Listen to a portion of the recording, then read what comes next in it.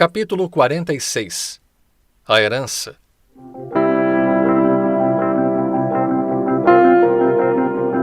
Veja-nos agora, o leitor, 8 dias depois da morte de meu pai, minha irmã sentada no sofá, pouco adiante Cotrim de pé, encostado a um consolo, com os braços cruzados e a morder o bigode, e eu a passear de um lado para outro com os olhos no chão.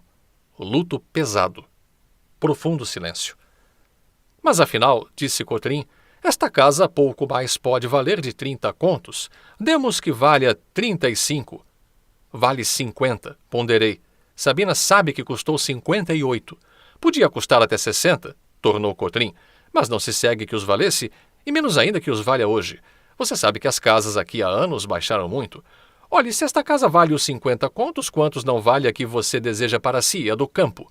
Não fale nisso, uma casa velha. Velha, exclamou Sabina, levantando as mãos ao teto. Parece-lhe nova, aposto. Ora, mano, deixe-se dessas coisas, disse Sabina, erguendo-se do sofá. Podemos arranjar tudo em boa amizade e com lisura.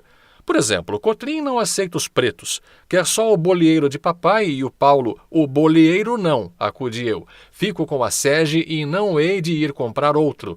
Bem, fico com o Paulo e o Prudêncio. O Prudêncio está livre. Livre? Há 2 anos? Livre? Como seu pai arranjava estas coisas cá por casa sem dar parte a ninguém? Está direito. Quanto à prata, creio que não libertou a prata. Tínhamos falado na prata, a velha prataria do tempo de Dom José I, a porção mais grave da herança, já pelo lavor, já pela vetustez, já pela origem da propriedade. Dizia meu pai que o Conde da Cunha, quando vice-rei do Brasil, a dera de presente a meu bisavô Luís Cubas. Quanto à prata, continuou Cotrim, eu não faria questão nenhuma se não fosse o desejo que sua irmã tem de ficar com ela. E acho-lhe razão. Sabina é casada e precisa de uma copa digna, apresentável. Você é solteiro, não recebe, não, mas posso casar. Para quê? Interrompeu Sabina. Era tão sublime esta pergunta que por alguns instantes me fez esquecer os interesses. Sorri.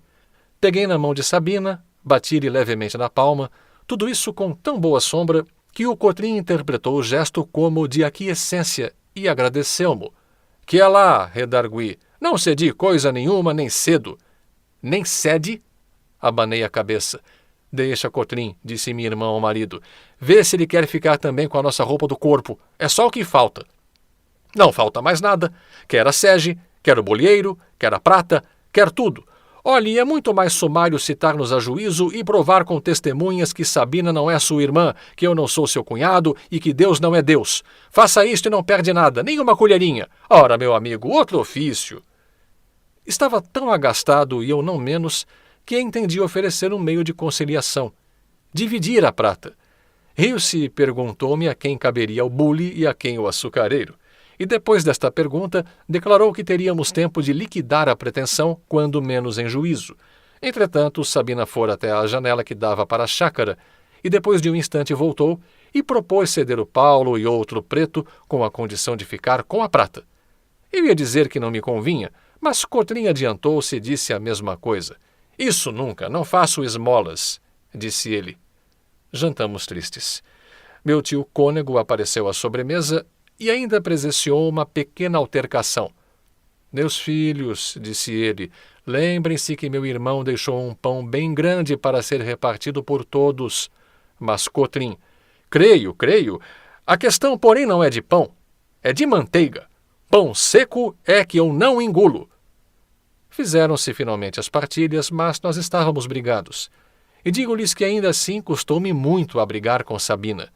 Éramos tão amigos, jogos pueris, fúrias de criança, risos e tristezas da idade adulta, dividimos muita vez esse pão da alegria e da miséria irmãmente, como bons irmãos que éramos.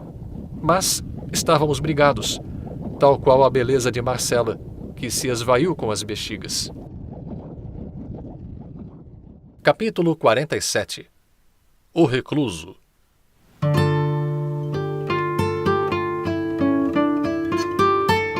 Marcela, Sabina, Virgília.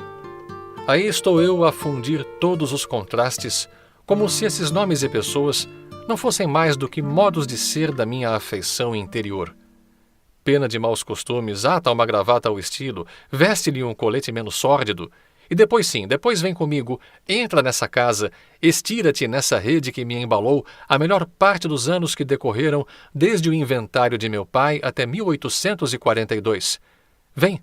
Se te cheirar a algum aroma de toucador, não cuides que o mandei derramar para meu regalo. É um vestígio da N, ou da Z, ou da U, que todas essas letras maiúsculas embalaram aí a sua elegante abjeção. Mas se além do aroma quiseres outra coisa, fica-te com o desejo, porque eu não guardei retratos, nem cartas, nem memórias, a mesma comoção esvaiu-se e só me ficaram as letras iniciais. Vivi meio recluso, indo de longe em longe a algum baile, ou teatro, ou palestra, mas a maior parte do tempo passeia comigo mesmo. Vivia.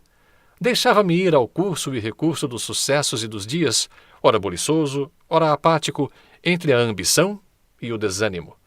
Escrevia política e fazia literatura. Mandava artigos e versos para as folhas públicas e cheguei a alcançar certa reputação de polemista e de poeta. Quando me lembrava do Lobo Neves, que já era deputado, e de Virgília, futura marquesa, perguntava a mim mesmo por que não seria melhor deputado e melhor marquês do que o Lobo Neves, eu que valia mais, muito mais do que ele, e dizia isto a olhar para a ponta do nariz.